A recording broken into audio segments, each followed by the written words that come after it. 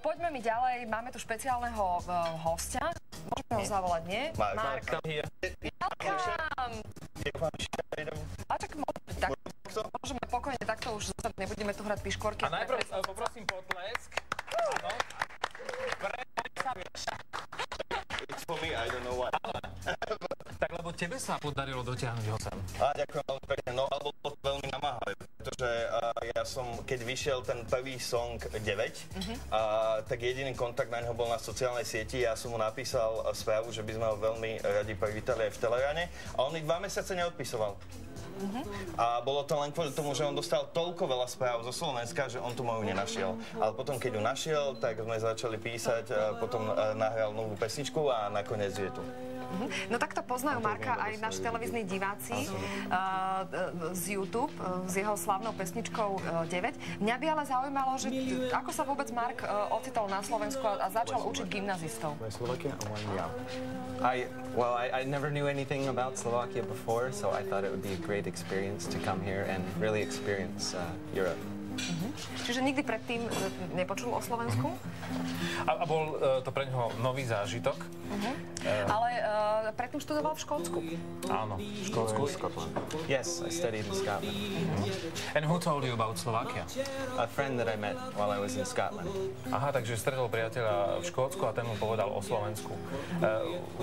What were you thinking about Slovakia? Do we have electricity here, cars, roads? Čo vôbec zmysel máme elektrinu a podobne? I didn't know what to think because I knew nothing at all about Slovakia. So, but I did hear about the hockey and beautiful women. So. Okay, takže počul o hokeji a krásnych žien. A to sa potvrdilo. Ja si my ženám ako s hokejom potom. No a ešte s brinzovými haluškami a ešte aj s horálkami. Pretože som počula, že tiemu, keď sa vrátil späť do Ameriky, najviac chýbali. You made a horálky in the States? Oh, yeah. There's nothing like horálky in America. So when I came here, that's the first thing I wanted to eat. Hej. Mňa by ešte zaujímala jedna vec, že prečo práve Myjava? Prečo išiel Mark učiť na Myjavu? Why you went to Myjava and teaching there? The friend I met in Scotland said that there was an opportunity there to teach, so that's why I went there. Čiže kamaráta, ktorého stretol, mal skúsenosti s učením práve na Myjave? A že tam môžete učiť, tak tam všetko. Áno. How your students reacted on your teaching there? They loved it. They all loved my classes. At least that's what they told me.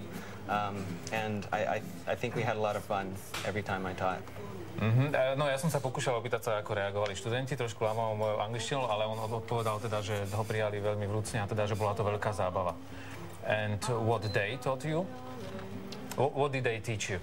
Oh, they taught me many words, like nashrot. And different things that I can say when I go to the supermarket, like prosim vás, mlieko. Takže toho naučili oni. A najťažšie slovo? The most difficult word? Zmrzlina? Zmrzlina. It's not too difficult for you. It's not too difficult, no. Let's see. No, I think I can say most of the words. No, Mark vyspevuje aj o slivovici. Znamená, že slivovica is your favorite drink? I do like slivovica, yes, but not too much. Má rád slivovicu, ale nie až toľko. To je toto slovo našeot, ktoré tam používa v tej pesničke. Áno, našeot. Veľmi pekné slovné spojenie. Čo sa chystá robiť? Nechystá sa tu napríklad usadiť, keď už spomínal pekné baby slovenské, nechystá sa tu žiť na Slovensku? I'd love to live here. I think it'd be great. Fakt? Že by zostal tu na Slovensku? Ešte jedna taká vec, ktorá ma zaujala v súvislosti s Markom, kde si som čítala, neviem, či ste to čítali aj vy, Dodo, alebo Boris, že Mark má pocit, ako keby sme si my Slováci nie celkom vážili to, čo tu máme, a on ako Američan to veľmi obdivuje. A to sú naše pamiatky, to sú naše hrady, naše zámky, naše ruiny, zrúcaniny, čo v Amerike nemajú. About the Slovakia, we don't really know about the castles and everything. You told it, that we are not so proud, maybe. Right.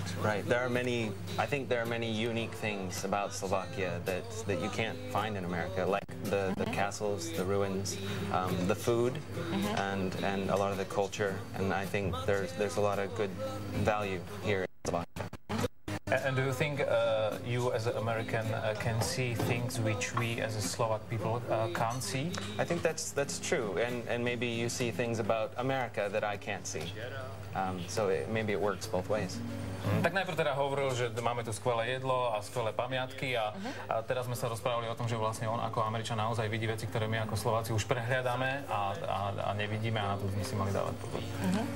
No tak Marka už o malú chvíľu pozveme aj na tie brinzové halušky, ktoré tu za nami robia trojnásobní inak majstri Slovenska v jedení a varení halušiek. Pozrite sa, ako sa hádžu v úvodzovkách teda do vriacej vody tie halušky. Už o malú chvíľu budú hotové, máme sa na čo tešiť, ale majú sa na čo tešiť aj naši televízni diváci, pretože Mark nám bude dnes aj v závere Telerana spievať a dokonca sme sa s ním dohodli, že do tej svojej pesničky, do toho svojho náročného textu sa bude snažiť implantovať aj slovíčko ráno, takže to až o malú chvíľu. Vy ste v záberoch videli aj dievčatá, ktoré robia sladké halušky frufru, čerešňové. Máme sa na čo tešiť, ale v tejto chvíli... Som zvedavý.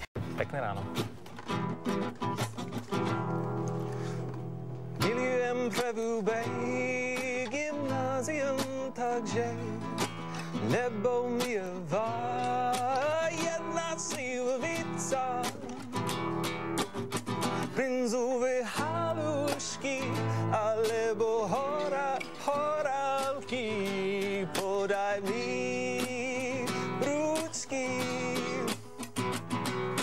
Koľko je hodín, devič, koľko je hodín, devič, koľko máte rokov, koľko je hodín, Telerano, koľko je hodín, Telerano, koľko máte rokov, hlavný